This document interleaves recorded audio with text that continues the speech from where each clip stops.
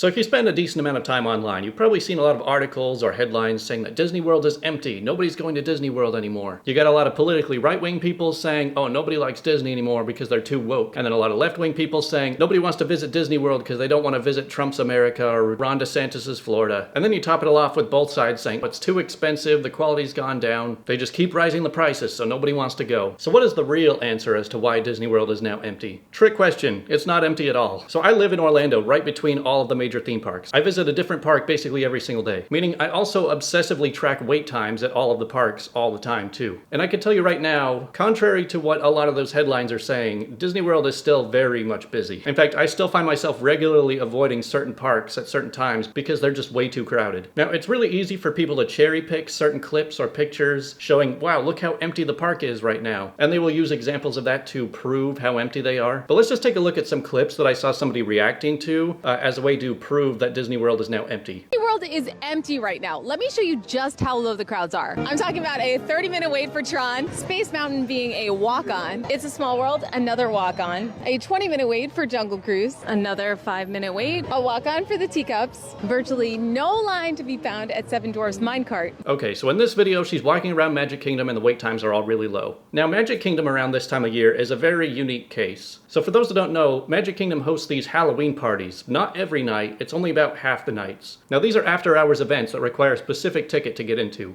And this runs from about 6 p.m. all the way till midnight. But that means that anyone who only has a regular day ticket to get into the park has to leave the park at 6 p.m. And it's very widely known which days have the Halloween parties. If you just check the park hours, you'll see that Magic Kingdom closes at 6 p.m. some days, and then other days it closes at 10 or 11. And so for regular day guests who have tickets to Disney World, they're not going to want to use their ticket to Magic Kingdom on a day where they have to leave at 6 p.m., where they can't even stick around to watch the fireworks. I mean, the fireworks are one of the biggest selling points of the whole park. So yeah, if you show up early on a party day like this, then yeah, there's not much of a line for anything. But if you show up the day after that, where there is no party going on, and the hours actually extend their full period, then it is pretty much gridlocked. Because not only do you have the regular everyday crowds, but you also have all the crowds who didn't want to go the day before. So yeah, if you really want an empty day, you can show up on a day like this. Just look at the wait times for today. I see Tron regularly sitting at a 30 to 45 minute wait on these days. But if you actually want to show up at night, like I did a few days ago, be prepared to run into some major crowds. The week after Labor Day, I'm telling you, this is just an incredible time to come to the park. And then of course, yes, she mentions that it's right around Labor Day week. So this isn't really proof that the parks are dying. This is just saying,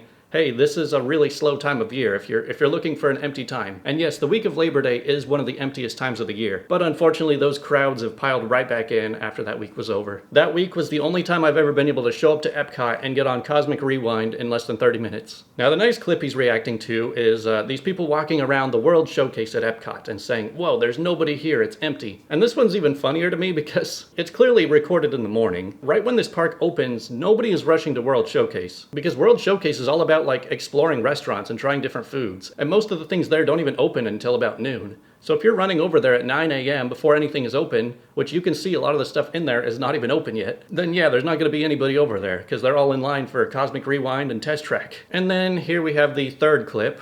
There is literally nobody here. There is no wait times for anything. Space Mountain, walk on. Haunted Mansion, walk on. Pirates of the Caribbean, walk on. The longest I've even seen a wait time for Seven Dwarfs today, 30 minutes. Peter Pan's flight, up to 30 minutes, but everything is walk on all day long. I don't know what's going on. It's Labor Day weekend, should be crowded, should be packed normally.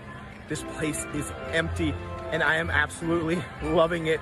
And again, this is another case of him talking about Labor Day weekend. Believe it or not, the holiday weekends here are not what you might expect. Now, this is probably very different in the past, but I've noticed that on Memorial Day, Labor Day, the 4th of July, even like Halloween, like people do not often go to theme parks during the day on those holidays. I remember going to Busch Gardens on Memorial Day thinking it was going to be packed, but that park was pretty empty that day too. I think it's because, especially on these like Monday holidays, like sure, people are taking their vacations for the long weekend, but on that Monday, that's the actual holiday, they're probably flying home, and then a lot of the locals are probably going to the beach or doing something else instead. And I think a lot of people will just assume that because it's a holiday it's going to be so crowded, so people just decide not to because they think it'll be crowded. And then especially with cases like the 4th of July, a lot of people were pointing out how the parks were not very crowded.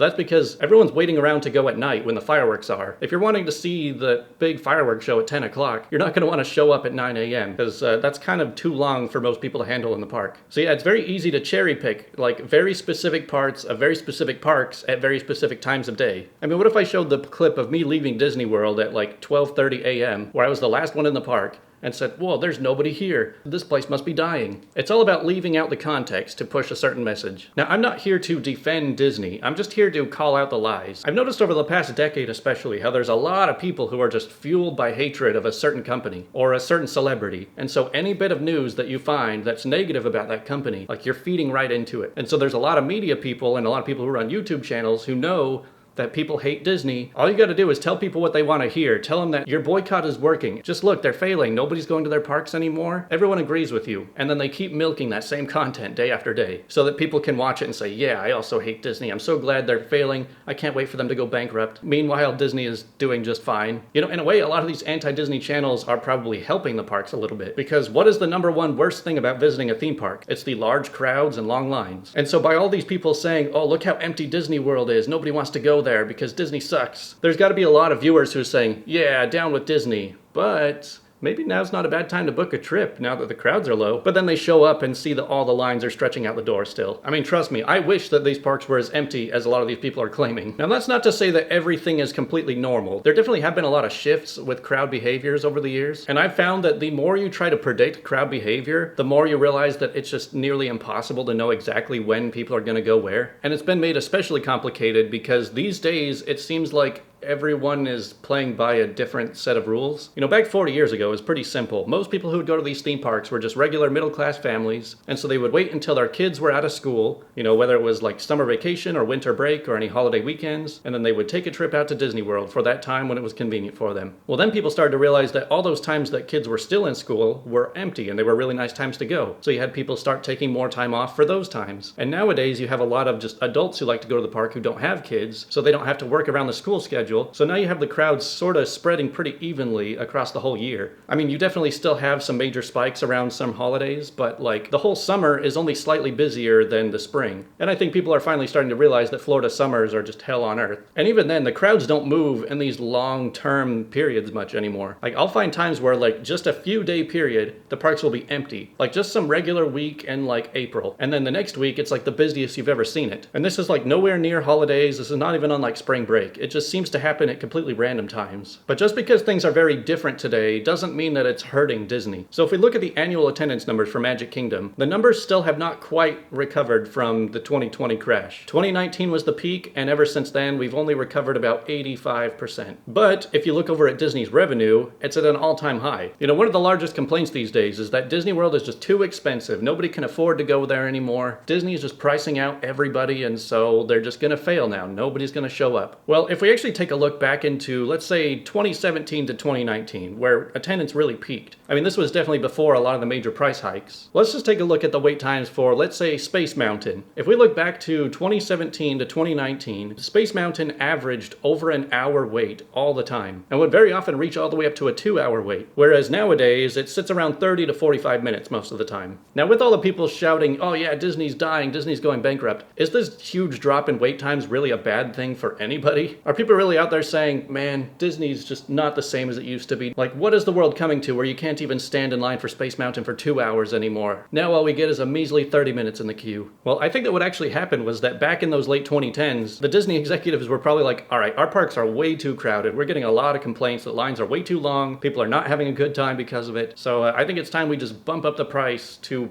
price some people out. I mean, it sucks to say, but like sometimes gatekeeping is a little bit necessary. You can't have the entire globe all funneling into one spot every year. There's just not enough Disney World to go around for the entire world population. And so you kind of have to make a deal with the world saying, all right, who wants it the most? Who's willing to pay more for lower crowds? And so they raised the prices, but it was still too crowded, so they've raised it more and more. So when people try to bash Disney like, haha, your attendance is lower than it used to be, they're probably like, yeah, that was kind of the plan. And like I said, they might have lower attendance today than they did 5 years ago, but they are still making more money than they ever were. But anyway, back to the Space Mountain example. So with the wait times dropping more than 50% in the last 6 years, you would think that, oh, that means that Magic Kingdom's attendance has also dropped by 60%. But that's not entirely true either. Like I said, the attendance numbers are up to about 80 to 85% of what they were pre-COVID. But I think there's kind of a mix of things that have helped out as well, because they've added Tron right next door, which takes a lot of the wait times off of Space Mountain. Now that's the ride that always has the hour-long wait. They've probably also done a lot of things to just improve operations around the park to get people through the lines faster. It might also be just that people are getting tired of doing the same rides over and over again, so they're just not going to get in line for the same rides forever. And to top it off, I think that people are just becoming a lot more savvy when it comes to visiting these parks. Because I think that 20 years ago, before people were tracking wait times, it was just like, I want to do this ride, let's get in line. And you kind of just would not even really think twice, like, oh yeah, it's a 2-hour wait, whatever. I want to do the ride. But now people are becoming a lot more strategic and being like, okay, I'm waiting for a wait time to drop down and then I'm going to jump into that line. So I think the difference in guest behavior actually changes how long all of the lines get. And I think people today are just a lot less patient when it comes to standing in a line that's 2 hours long. So one thing I haven't even touched on yet is their biggest neighbor right down the road, Universal. You know, it kind of shocks me just how much of a tribal battle there is between Disney and Universal. So many people seem to think that you have to pick a side on which one is better, and then you will love everything that your side does, and then you have to hate everything the other side does. Well, here I am just playing both sides. I like them both equally. I've been to both of them over 100 times in the past year. And honestly, I can say that Universal runs into a lot of the same issues that Disney does. I mean, Universal's also had quite a lot of major price hikes over the past few years. They are also getting very expensive to visit. Now, you could argue that a lot of their big price hikes are thanks to that big shiny new theme park they just opened up down the road. And there's been people predicting for years that once Epic Universe opens, that everyone's going to leave Disney and go over to Universal. But from my experience, from a lot of people I've talked to who have visited out here, I mean, most people who visit are not super tribal about loving one or hating the other. I've actually met quite a few people who are like, yeah, I took a trip out here for Epic Universe, but I also really wanted to squeeze in a day for Disney. So I think Disney was actually right when they said that Epic Universe will actually boost numbers to Disney World as well. I don't think that Disney has actually been hurt by Epic Universe opening. In fact, the only park I've seen that actually seems like has been suffering since Epic Universe opened is Islands of Adventure. Because while Epic has had some crazy high wait times all the time, Islands has been having some of the lowest wait times I've ever seen. Like, I've seen Velocicoaster dip down to 5 or 10 minutes, like many times over the past few weeks. Whereas before the summer ended, I've almost never seen it drop below 25. But then next door, right now, you have Halloween Horror Nights that are bringing in the largest crowds they've ever seen. So like I said, crowds are pretty weird sometimes, and they can be really hard to understand and predict. But just know that just because Epic Universe has much higher wait times than Magic Kingdom, doesn't mean that it's doing better than Magic Kingdom. Because long wait times, yes, they mean that there's a lot of people trying to do the attraction,